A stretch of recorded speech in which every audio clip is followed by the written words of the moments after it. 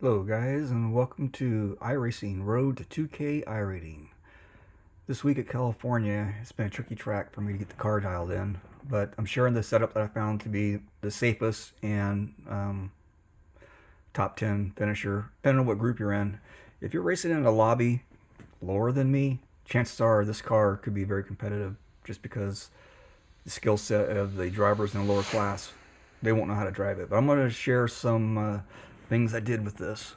First, these are the current lap times, and I did add something different this week for qualifying. Go over here to the garage, top right corner, click on it, and here's the tire settings for this week.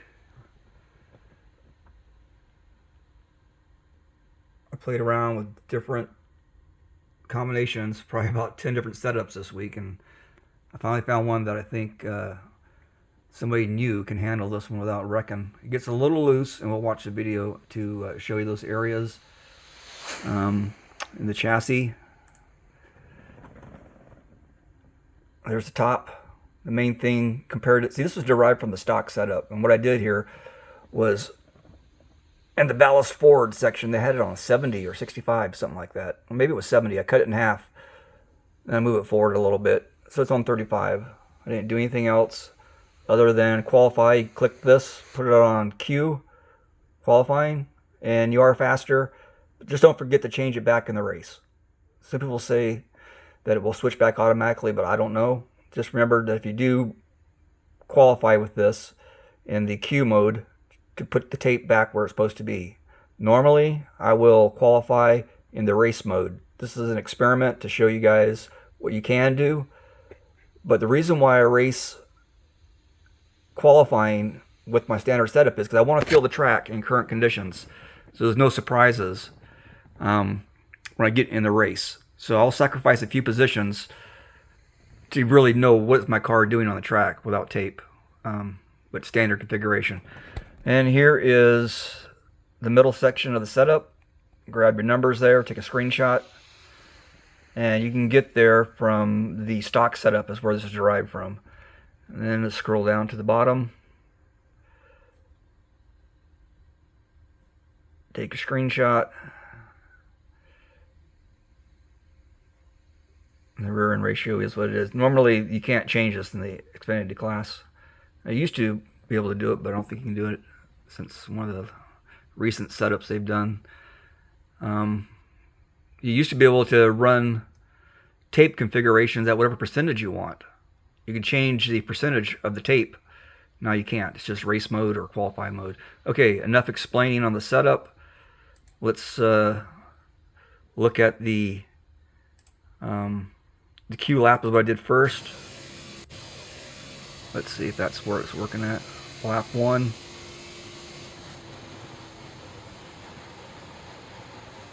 Coming in low off throttle. Getting back on it.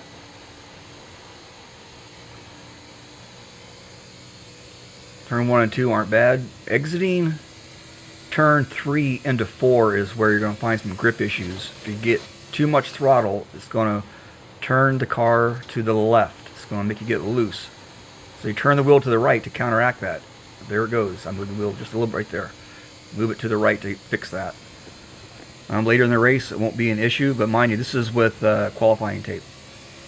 Bring in hard and fast. Come up to the wall. You'll see a spot right there on the road, that brown spot. It's about where I lift. It's about where I do my corner entry. And then get back on it.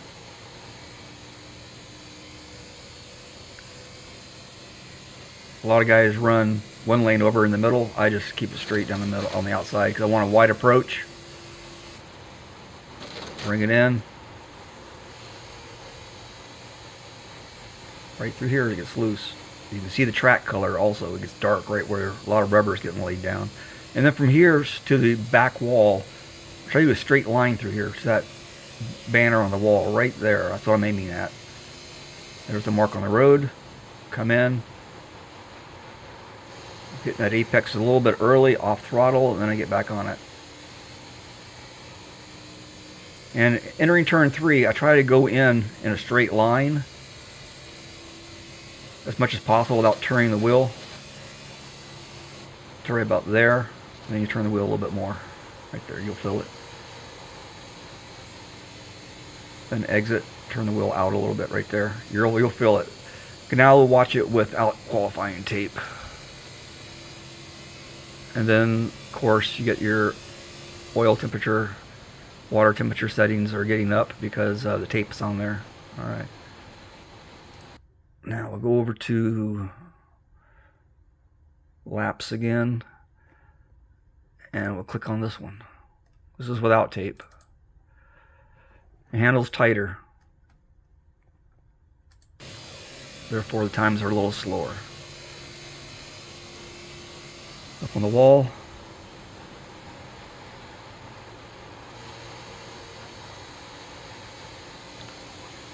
Right through there is pretty much full throttle.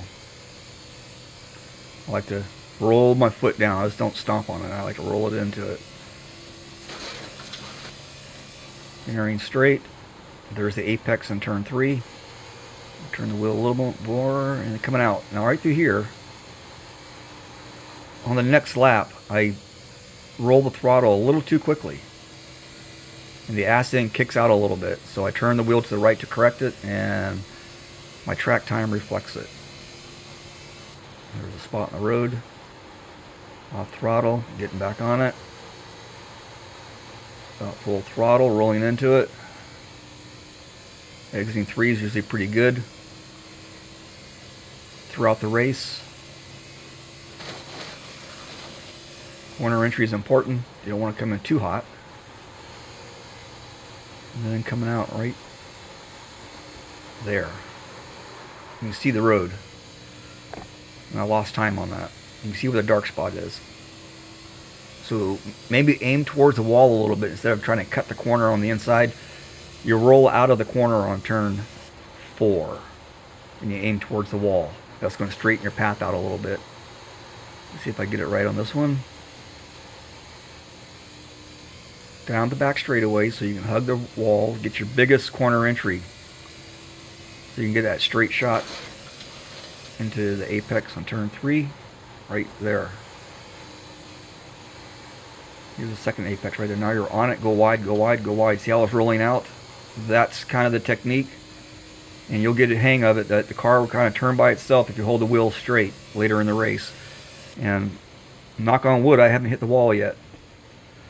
So those are the laps that I run in the course. So basically it's easy in, hard out. And the way we make it easy is a straight line approach instead of hugging the white line the whole time. That's a lot of turning on the wheel, and the wheels are scrubbing harder that way. If you're entering that corner flat with a straight into the apex, in my opinion, you're saving tires and you're off throttle. So by the time you hit the apex, you turn the wheel a little bit, you roll around and exit gently on the throttle. So good luck in the races. And I do need your support to subscribe and let people know what we're doing here. Trying to help people survive the race is the first thing. All right. Let's see what's happening over here in the series results at the top. No, series stats. So this week we're up to 2,281 drivers, and I'm sitting at 95. It's not bad. I'm still Division 3 and still holding the 2,000. I think I was up to 25 during the last week. This week I'm falling back a little bit because I just had to work on the setup to get it dialed in to where I wasn't too loose coming out of 3 and 4 late in the race, which you have to really work the throttle gently. And I didn't want to show the setup because a lot of guys just hammer it down and all the setup is crap because I keep spinning out. Well, it's driver input. You got to know where your strengths are and know where your weaknesses are with the setup. And run the line that's the strongest. And you tell that with Stint Analyzer. Time to go there. So this week, this is current lap times for this session. But I've got some screenshots. Let me find them.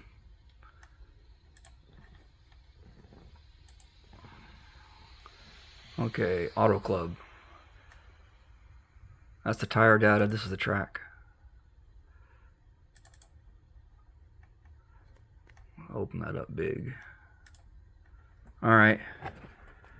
So the fastest lap was Andrew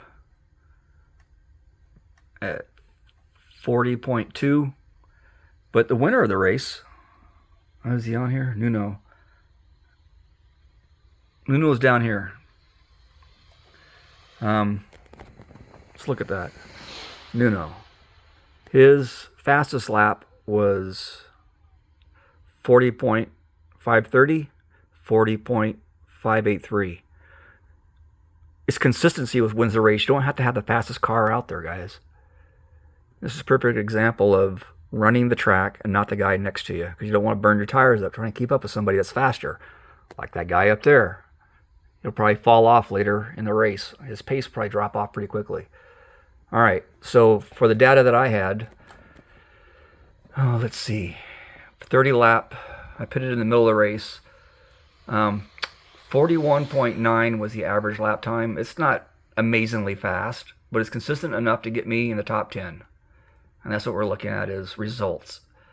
This is a caution-free race, so this is a green flag pit.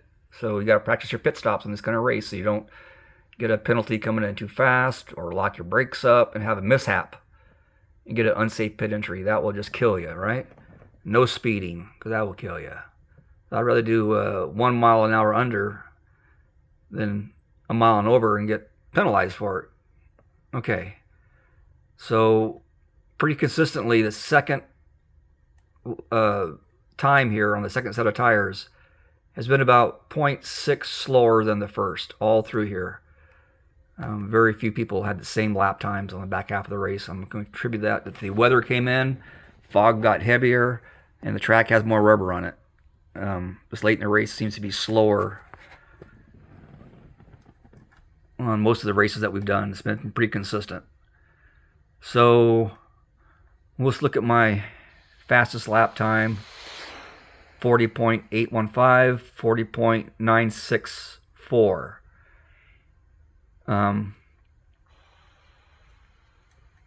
I would say that if you run a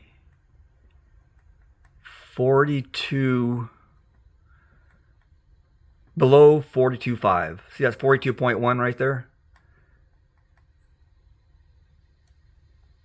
and then 41.9.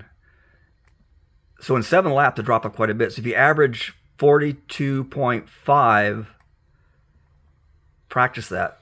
To consistently run your laps at 42.5, I think you'll be faster after 20 laps. You'll have less tire wear. You're going to be consistent.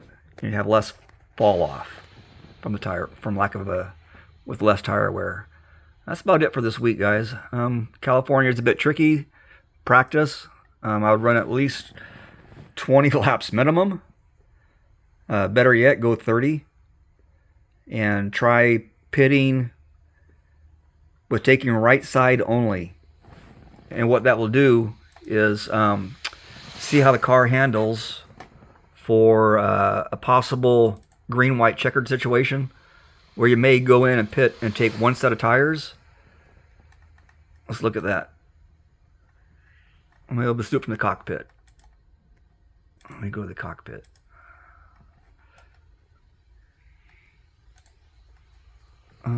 Sorry. Gotta make sure the Q tape is off. I think it is. It is. Alright. So go to the cockpit. And if I'm at the pits coming in, I want to have this pre-done on the track. So you got to find a safe spot to do it. I've been upping my laps here, the margin laps, to about 2. You can go 3 if you want. That way you don't have to, you won't be short for the green-white checkered finish if it comes down to that. And then for tires, if you just check the right side only, go out and do some test runs and see how the car feels. What that's going to do is get you back on the track sooner, and you might gain 2 or 3 positions by doing that. But you got to see if you're going to be on pace or not. So run those test laps, see if you can run 3 laps, 4 laps, whatever the green-white checkered might be. It's usually 3 or 4 laps max, and Make sure you have fuel to do that as well. And if you can run it with just right side only, you might finish a couple spots early. Even if you lose a position on the track, just remember that you came out of the pit sooner, so you're really ahead. Just run it smart, how you think's best. And appreciate your feedback. See you next week.